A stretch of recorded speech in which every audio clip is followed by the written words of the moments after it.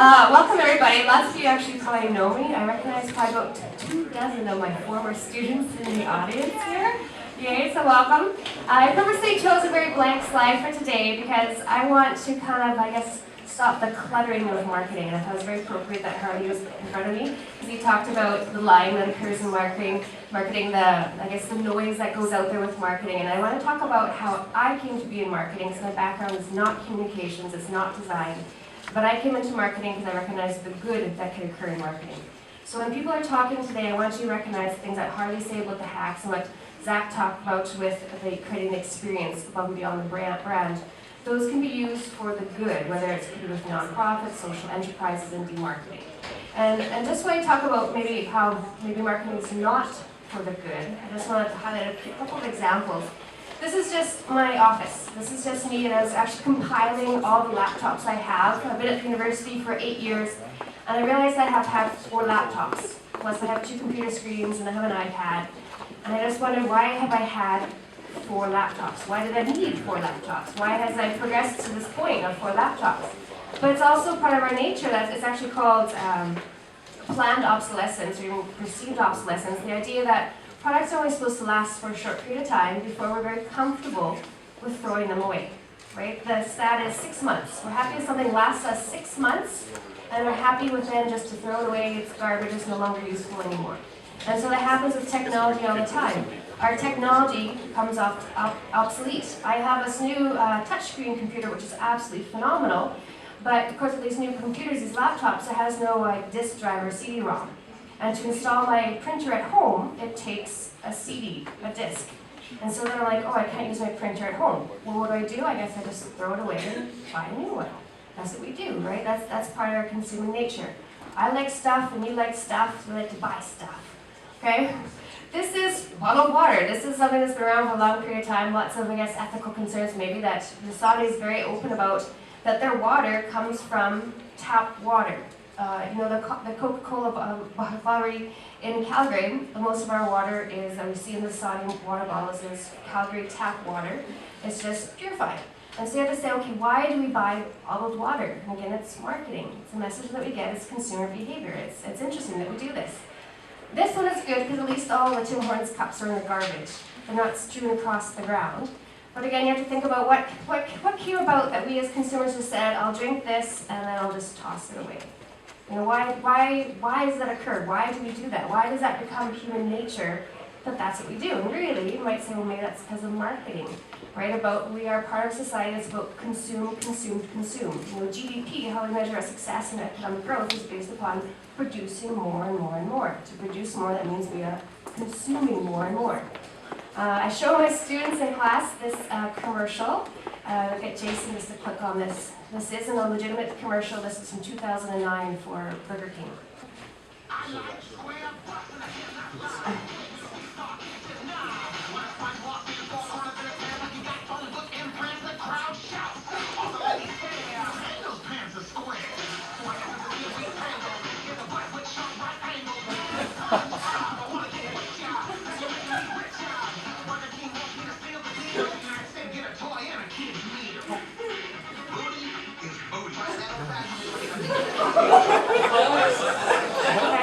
That is a legitimate commercial that was on air 2009, and yes, there's a lot of concerns about this. It's funny, right? It's funny, we laugh at it, but then it also kind of makes your skin crawl just a little bit because you go, that just seems wrong. Right? That they're using, and obviously there's 2 different target markets, perhaps the older audience that we would get that kind of joke of the song, and then for the kids who like SpongeBob. Right, but you have to say, why is SpongeBob in the women's pants? And there's a lot of questions that arise from children on that. So you have to recognize that, maybe marketing, there's some questions with marketing. If marketing is actually for the good, and I truly believe it is. And just a bit on my background, because I said I'm not originally design or communications or marketing, and I was actually sciences. I was in entomology, and this is me from my research days. And I was involved in biocontrol, trying to find ways of controlling pest insects without using chemicals and pesticides. And so I used to genetically modify a virus to be more virulent as a means of controlling insects. And so as a result, these were organic crops, and they're considered organic because we weren't using chemicals and pesticides, although we were using a GMO, a genetically modified organism, but the plant itself wasn't GMO. And so they can be labeled GMO and organic, but that goes into a whole other area of marketing about puffery and what you actually tell and what you don't tell. Right? Maybe the whole lying aspect that Harley mentioned. And so I also have this background in the sciences. And also within the sciences, I just want to, we're going to have a little lesson here. I'm a professor, so a good lesson. Okay. My background is sciences, and I want you to recognize that all organisms on this planet exhibit one of these growth curves. All organisms exhibit one of these growth curves. And so the first one is just called J-curve, that over a period of time, exponential growth. So think about it, this might be mosquitoes, right? At the beginning of, we don't quite have them yet, only there's a couple. But soon they're just going to burst in population and something occurs, and for us it's winter, and they all die off, right? Yeah. This might, and then for this one, this is called the S-curve, and this is when most organisms exhibit the S-curve. The idea that they start to grow over time, and then they start utilizing the resources of the society, the ecosystem, until they reach this max capacity, right? And this is basically where their ecosystem can sustain them. And they might fluctuate over time as some of the variants in the ecosystem change, but you sustain yourself at this level based upon resources. So all organisms in the world exhibit one of these, except one. Which organism doesn't? Humans. Humans! We don't. We are smart. We keep consuming more and buying more and finding ways to use things more efficiently. And we keep growing and growing and growing, and we don't know which one it's going to be. We don't know if we're going to exhibit a J-curve and it's going to be like The Walking Dead and it's a huge apocalypse and they'll die, right? It could be that. Or we'll actually find a limitation of where we can actually sustain ourselves. And so this is interesting because, to me, this relates to marketing because it's about we as society keep consuming, and consuming is not sustainable. Of course, in our current parameters of how we think about it. But then I came across, and this is why I went into business, this individual called Ray Anderson, and he started Interface. Has anyone heard of Interface Carpets? What is Interface Carpets? What do they do? Sustainable development. Sustainable development. They're part of, in terms of marketing, came up with new product development in terms of how they create the carpets. And one of the things they do with creating the carpets is, if some of you know the tile carpets, instead of having one big roll of carpet, you put on carpet tiles.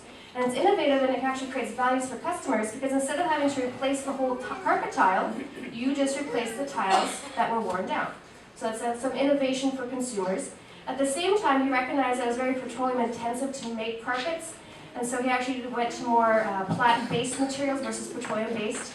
And he actually made it more of a closed-loop system versus, you make it, you sell it, you consume it, you throw it away.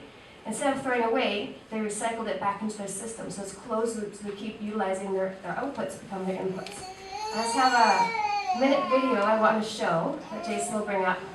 Resulting decline of the biosphere. That culprit is business and industry, which happens to be where I have spent the last 52 years since my graduation from Georgia Tech in 1956 as an industrial engineer, come aspiring and then successful entrepreneur.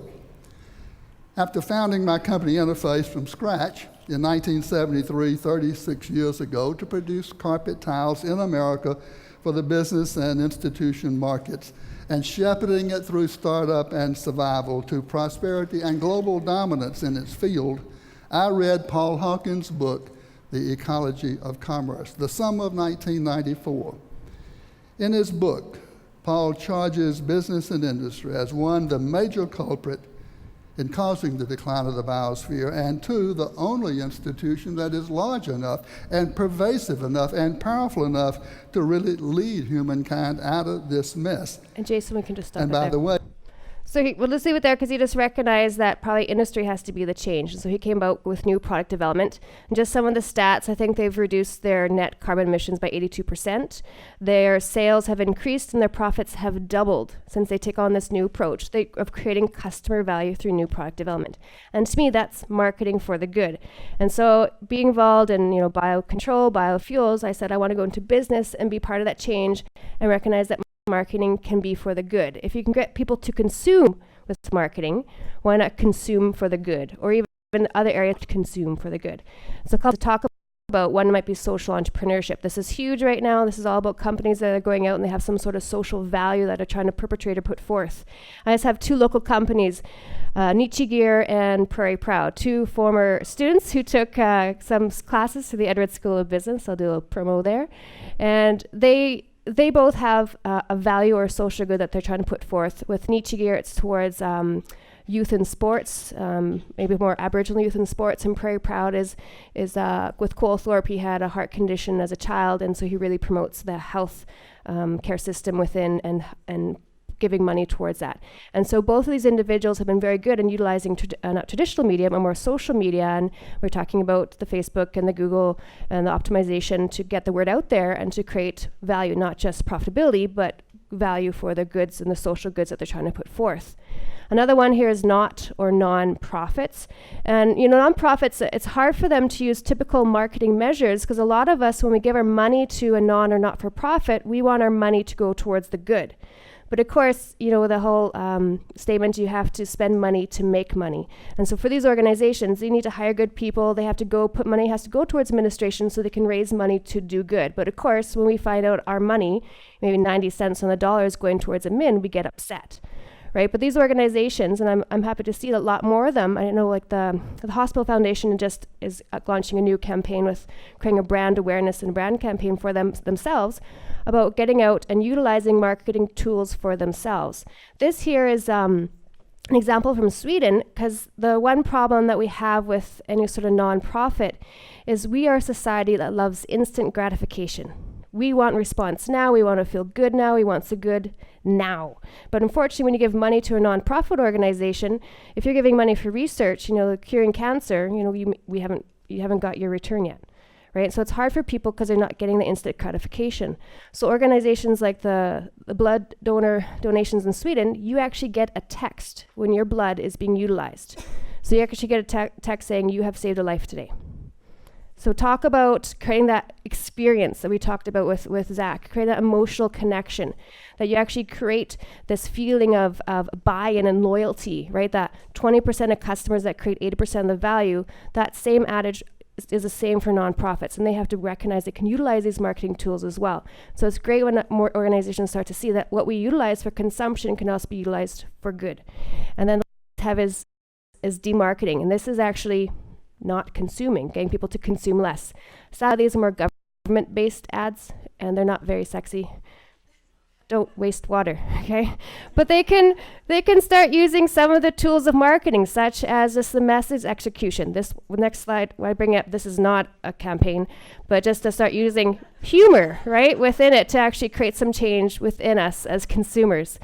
And so I just wanted to come today with the idea that when you hear about all these different tools that are being presented today, and we always think about marketing and consumption, recognize marketing is selling something, whether it's an idea, real change. And so those tools can be utilized across the board and also be utilized for good. Okay, so any questions?